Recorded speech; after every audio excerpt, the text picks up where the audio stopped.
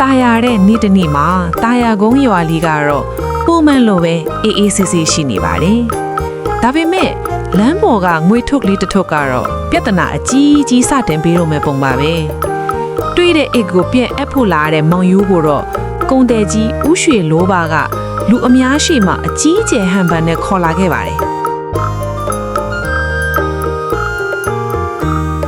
မောင်ယူကတော့ငွေထုတ်ကိုပြန်ပေးဖို့ပဲလာတာပါ။ဒါပေမဲ့မျက်နှာကတော့အခုမှအမှုကြီးတဲ့ပါသွားသလိုဖွင့်နေပါတယ်။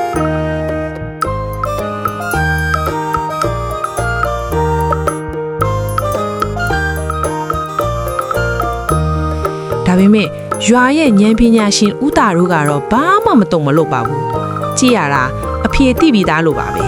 ။ညောင်ပင်ကြီးအောက်မှာတော့ရွာသားတွေပါဝိုင်းကြည့်ရင်အမှုကိုစိတ်ဝင်စားတာလားဟာတာကြည့်တာလားမသိတော့ပါဘူး။ဒီငွေထုတ်လေးတစ်ထုပ်ကြောင့်ပဲ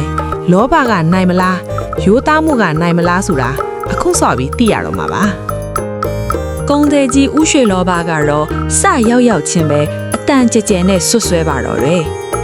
ဒီငွေထုတ်ကိုဒီကောင်ကကောက်ရတာဒါပေမဲ့အထဲကငွေတဝက်ပြောင်းနေတယ်လို့စွတ်အော်နေပါတယ်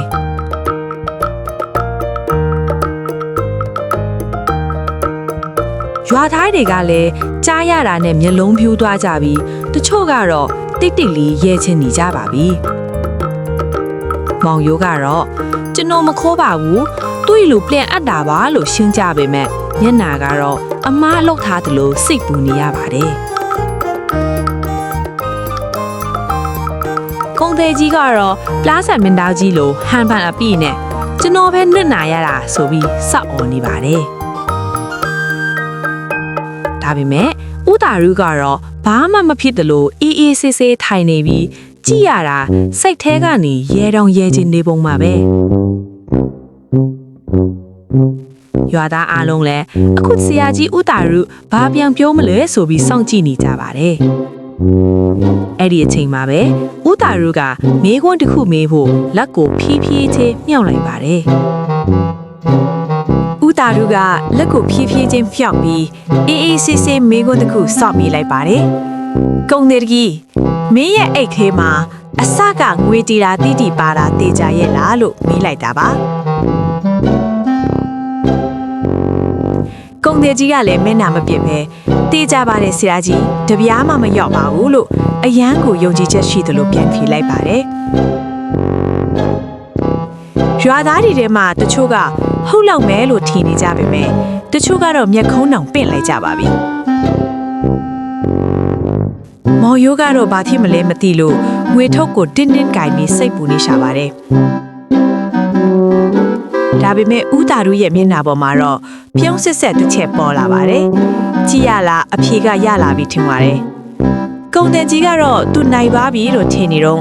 ဦးတာတို့ကတော့သူ့စကားနဲ့သူပြန်ပတ်အောင်လုပ်ဖို့အသင့်ဖြစ်နေပါပြီ။ဦးတာတို့ကတော့အလင်းမလို့ပဲစကားတစ်လုံးချင်းစီကိုဖြည်းဖြည်းချင်းစပြောပါတော့တယ်။မင်းပြောသလိုအဲ့ဒီအိတ်ထဲမှာအစကငွေ100ပါတာဆိုရင်မောင်ယူကောက်ရတဲ့အိတ်ကမင်းအိတ်မဟုတ်ဘူးပေါ့လို့ပြောလိုက်တာပါရွာသားတွေကလည်းခဏလောက်စဉ်းစားပြီးမှဟုတ်သားပဲဆိုတဲ့မျက်နှာတွေတယောက်ပြီးတယောက်ပေါ်လာပါတော့တယ်ပြီးတော့မောင်ယူရေဒီအိတ်ကိုမင်းမဲခဏသိမ်းထားလိုက်တကယ်ပိုင်ရှင်လာရင်ပြန်ပေးပေါ့လို့အေးအေးဆေးဆေးစီရင်လိုက်ပါတယ်အဲ့ဒီတော့မှကုန်းတယ်ကြီးကမီးလောင်နေတဲ့အိမ်ထဲကပြေးထွက်လာသလိုပြာရခတ်သွားပါတော့တယ်ဟာဆရာကြီးအဲ့ဒါကျွန်တော်အိတ်ပါပဲတကယ်က90ပဲပါတာပါလို့အလောတကြီးပြန်ဝင်ခံလိုက်ရပါတယ်ရွာသားလေးကတော့အဲ့ဒီချိန်မှအဖြစ်မှန်ကိုသိသွားပြီးတချို့ကနှုတ်ပိတ်ရဲနေကြပါပြီအဲ့ဒီလိုနဲ့ကုန်းတယ်ကြီးဟာသူ့လောဘကြောင့်သူ့ကိုယ်သူပဲပြန်ဖမ်းမိသွားခဲ့တာပါ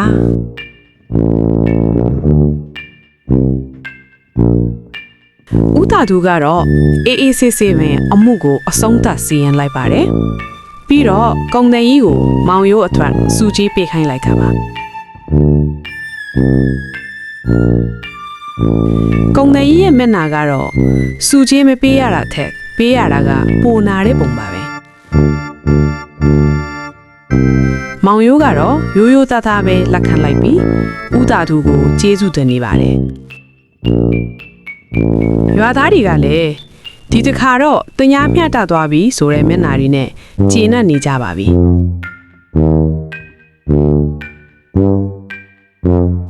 ဒါပေမဲ့ကုံတယ်ကြီးကတော့အဆက်ကွဲသွားပေမဲ့စိတ်ထဲမှာမကြည်မနက်ထင်နေသေးပါတယ်အဲ့ဒီနောက်မှာတော့ကုံတယ်ကြီးကသူ့အဆက်ကိုပြန်ကယ်ဖို့နီးလန်းတစ်ခုထပ်စဉ်းစားလိုက်ပါတော့တယ်အရှိကွဲသွားတဲ့ကုံတယ်ကြီးကတော့ဒီလိုနဲ့မကြေမနက်မတက်ရက်နေရတခုခုစဉ်းစားမိသွားပါတယ်ပြီးတော့ဆရာကြီးတကယ်တော်တယ်ဆိုရင်ဒီမေးခွန်းနဲ့ဖြေကြည့်စမ်းပါဆိုတဲ့ပုံစံနဲ့ရှေ့တက်လာပါတော့တယ်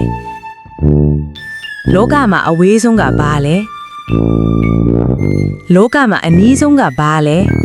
လောကမှာအမြန်ဆုံးကဘာလဲလို့သုံးခုစတိုက်မေးလိုက်ပါတော့တယ်ရွာသားတွေကလည်းချက်ချင်းမဖြေနိုင်တော့ပဲခေါင်းကုတ်သူကုတ်မင်းမြန်းလှုပ်သူလုံးနဲ့ရွာလဲကတကယ်ပဟေဒီပွားကြီးလို့ဖြစ်သွားပါတယ်ကဲကြည်နေတဲ့သူတွေကတော့အဖြေသိလားသိရင်ကောမန့်မှာရေးခဲ့ပါအောင်ခဏတော့စဉ်းစားကြည့်ရအောင်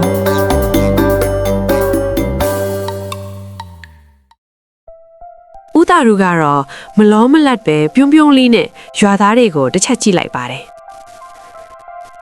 အဝေးဆုံးဆိုတာအတိတ်ပဲလို့ဦးတာတို့ကစပြောလိုက်ပါတယ်လွန်သွားတဲ့အချိန်ကိုဘလောက်လိုက်ပြန်မမီနိုင်ဘူးဆိုတာကြားရတော့လူတိုင်းခေါင်းညိတ်သွားကြပါတယ်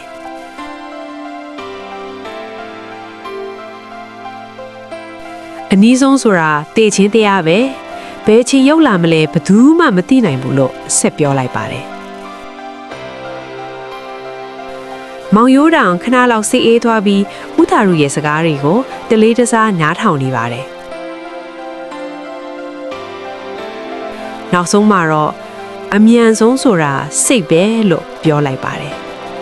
အဲ့ဒီအဖြေသုံးခုကိုကြားပြီးတော့ရွာသားတွေကတကယ်ပဲအံ့ဩသွားကြပါတယ်ကုံသေးကြီးကတော့အခုတစ်ခါမှတော့ပြန်ပြောစရာစကားတောင်မရှိတော့ပါဘူးဉာဏ်ပညာဆိုတာအတန်ကျဲတာမဟုတ်ဘူးအမှန်ကိုအေးအေးဆေးဆေးပြောနိုင်တာပဲဆိုတာအဲ့ဒီနေ့မှာလူတိုင်းနားလည်သွားကြပါတယ်နောက်ဆုံးမှာတော့ကုံသေးကြီးဟာအဆက်တကွဲနဲ့ခေါင်းငုံပြီးပြန်သွားရပါတော့တယ်